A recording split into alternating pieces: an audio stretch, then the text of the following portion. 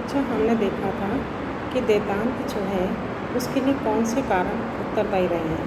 देतांत से तो अपन भली भांति परिचित है कि ये शीत युद्ध की शिथिलता का एक रूप है। अब हम देखेंगे कि ऐसे कौन से कारण या ऐसे कौन से घटनाक्रम उत्तरदायी रहे हैं जो देतांत को जन्म दिया है। तो देतांत के लिए जो उत्तरदायी घटनाक्रम है वो है अंतर्राष्ट्रीय राजनीति में शीत युद्ध के उन्नायक स्टालिन व ट्रूमैन थे, तो देतांत के सूत्रधार कैनेडी और क्रुश्चेव को माने जाते हैं। लेकिन देतांत संबंधों में नयापन लाकर एक अंतर्राष्ट्रीय मोड़ लाने का श्रेय अमेरिकन राष्ट्रपति रिचर्ड निक्सन और सोवियत राष्ट्रपति लियोनिद ब्रेजनेव को है। आगे चलकर सोवियत नेता मिखाइल गोर्बाचेव ने दो ऐसी नीतियां बनाई और देतांत के संबंधों को नया मोड़ देने में सफल हुए, जिसकी परिणति शीत युद्ध के अंत में दिखाई देती है। अब इसकी जो प्रमुख घटनाएं हैं वो है कि जनवरी 1969 में रिचर्ड निक्सन अमेरिका के राष्ट्रपति बने। तब उन्होंने अपने उद्घाटन भाषण में विश्व शांति की स्थापना के लिए अन्य देशों के साथ सहयोग की बात की। उन्होंने कहा कि हम प्रत्येक को अपना मित्र तो नहीं बना सकते, लेकिन प्रयास ये करें कि कोई भी अपना शत्रु ना हो। इसी कारण देतांत व्यवहार में सक्रियता आई और तीव्र प्रगति हुई, जिसके उदाहरण रहे हैं नंबर 1 मॉस्को बॉन समझौता। मॉस्को बॉन समझौता से हमारा तात्पर्य कि दूसरे विश्व युद्ध के बाद जब पश्चिम जर्मनी और सोवियत संघ के संबंध में कटुतापूर्ण थे, तो 1970 को दोनों देश के बीच में एक संधि हुई, जिसमें तय था कि एक दूसरे के खिलाफ शक्ति का प्रयोग नहीं करेंगे। इससे यूरोप में आशा और उत्साह का एक नया वातावरण पैदा हुआ। फिर है 1971 का बर्लिन समझौता। इस समझौते के अनुसार अब पश्चिमी बर्लिन के लोग पूर्व बर्लिन जा सकेंगे। अब अमेरिका सोवियत संबंध सामान्य होने लगे। अगला चरण था पूर्वी जर्मनी और पश्चिमी जर्मनी के बीच में समझौता। दोनों जर्मन राज्यों ने एक दूसरे के अस्तित्व को स्वीकार कर लिया और उनके मानवीय क्षेत्रों में सहयोग करने का वादा किया। इससे 22 वर्षों से जो चले आ रहे इनके तनावपूर्ण संबंध है उनकी समाप्ति हो गई। यूरोपीय शांति के लिए एक स्थायी खतरा भी दूर हो गया। अब है कोरिया समझौता, वो है 1972। एशिया में उत्तरी कोरिया व दक्षिणी कोरिया के तनावपूर्ण संबंधों ने पूर्व में शीत युद्ध को चरम सीमा पर पहुंचा दिया। 1971 में उत्तरी व दक्षिणी कोरिया की रेड क्रॉस सोसाइटी की बैठक हुई, जिसमें तय हुआ कि कोरिया युद्ध के दौरान जो करोड़ कोरियाई रिश्तेदार, संबंधी, मित्र बिछुड़ गए थे, उनकी अदला बदली की जाए। मॉस्को शिखर वार्ता 1972 की।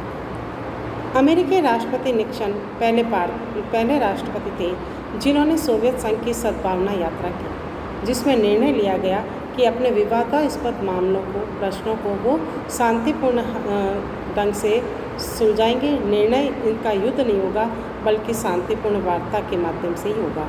यह एक ऐतिहासिक वार्ता रही जिसमें दोनों महाशक्तियों ने निम्न बातों पर बल दिया, जैसे आणविक आयुधों को सीमित करना, व्यापारिक व आर्थिक संबंध बनाना, समुद्री मामलों में समझौता करना, विज्ञान व प्रौद्योगिकी में सहयोग करना, अंतरिक्ष में सहयोग करना और स्वास्थ्य क्षेत्र में सहयोग करना। अब है अगला जो चरण था वो था सामरिक शस्त्र परिसीमन समझौता 1972।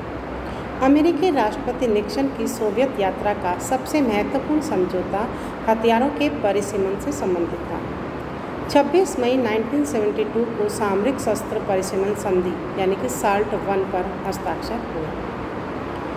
इसका अगला चरण है सोवियत संघ अमेरिकी आर्थिक सहयोग 1972।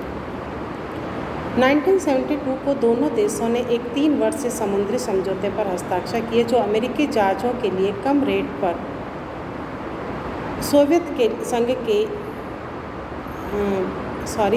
अमेरिकन जहाज़ों के कम रेट पर सोवियत संघ के लिए अनाज की ढुलाई का प्रावधान करता है। साथ ही अमेरिका ने तटकर कम करने पर भी सहमति दी। संयुक्त राज्य अमेरिका ने सोवियत संघ को यह भी वचन दिया कि वह उसे संयुक्त राज्य आयात निर्यात बैंक से ऋण उपलब्ध भी कराएगा। सोवियत संघ में खाद्य कारखानों के निर्माण में तकनीकी सहायता भी देगा। जून 1973 में सोवियत संघ और 2 अमेरिकी कंपनियों के मध्य एक समझौता हुआ जिसमें साइबेरिया के प्राकृतिक गैस निकालकर अमेरिका के पश्चिमी किनारे पाइपलाइन के द्वारा पहुंचाए जाने का प्रावधान था। इसका अगला जो चरण है वो है अपोलो सोयूज का अंतरिक्ष में मिलन। 1975 को अमेरिका के अपोलो और सोवियत संघ के सोयूज अंतरिक्ष यान में अपनी कक्षा में आकर एक दूसरे से मिले और दोनों देशों के अंतरिक्ष यात्रियों ने एक दूसरे का अभिवादन किया। इस घटना का न सिर्फ वैज्ञानिक बल्कि राजनीतिक महत्व भी खूब रहा। अब है साल्ट II समझौता 1979 का। साल्ट I 1972 में सोवियत संघ व अमेरिका के मध्य हुई थी, जिसकी अवधि 5 वर्ष थी और वो अक्टूबर 1977 में समाप्त हो गई।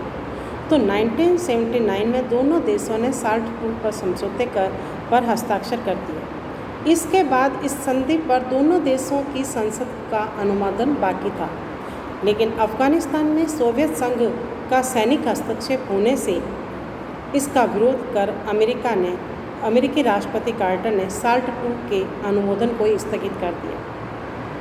तो इस प्रकार हमने देखा कि 1979 से द्वितांत युद्ध में शीत युद्ध जैसा व्यवहार दिखाई देने लग गया। नाटो शक्तिशाली बनाए जाने लगा, शस्त्रों की होड़ तीव्र गति से प्रारंभ होने लगी और टकराव के विविध केंद्र उभरने लगे। किंतु फिर भी दोनों महाशक्तियों ने धैर्य और संयम से काम लिया।